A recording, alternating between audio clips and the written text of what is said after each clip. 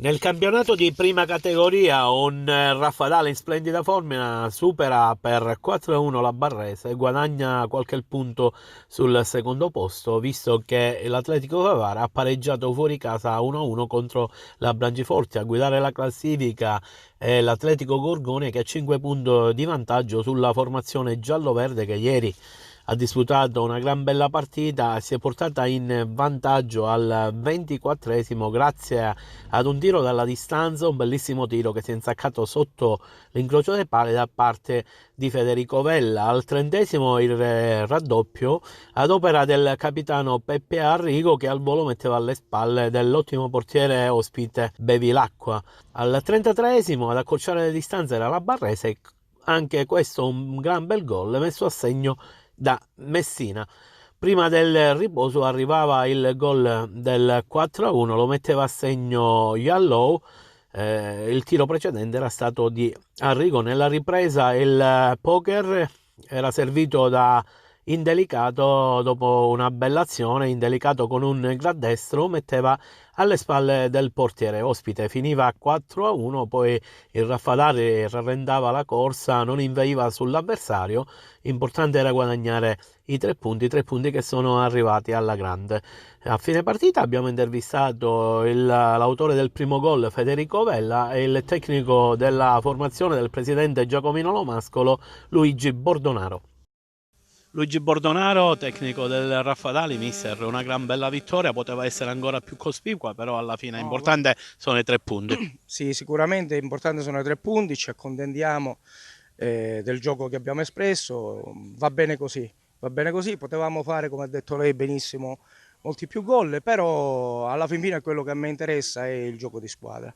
Oggi si è visto, tra le altre cose avevamo anche delle assenze, speriamo di recuperarle e diciamo che abbiamo iniziato un buon girone di ritorno. Un Raffadali che può puntare sicuramente fra i due litiganti, può essere che il terzo potrà godere alla fine perché state tenendo bene il passo.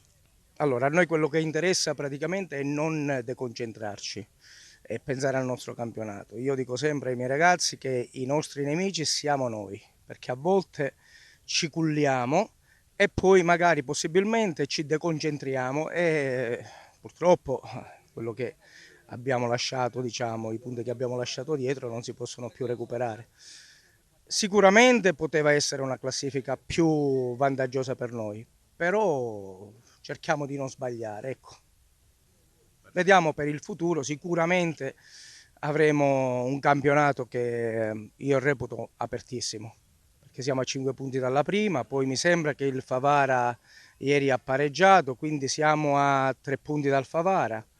E questo è un campionato che io reputo superiore.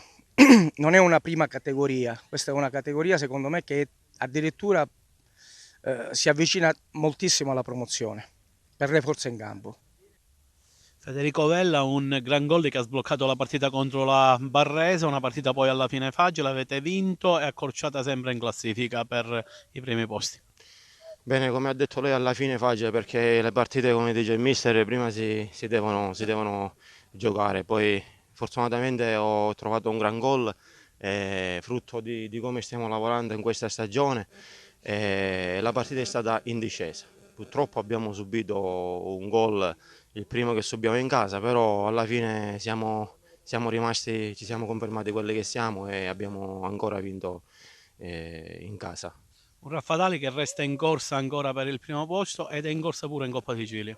Assolutamente, sono i due nostri obiettivi perché ci siamo prefissati dall'inizio della stagione questi due obiettivi. Fortunatamente e meritatamente siamo ancora in corsa sia in Coppa Sicilia che nel campionato e lotteremo fino alla fine buttando il sangue su ogni campo che andiamo e su ogni pallone, su ogni secondo.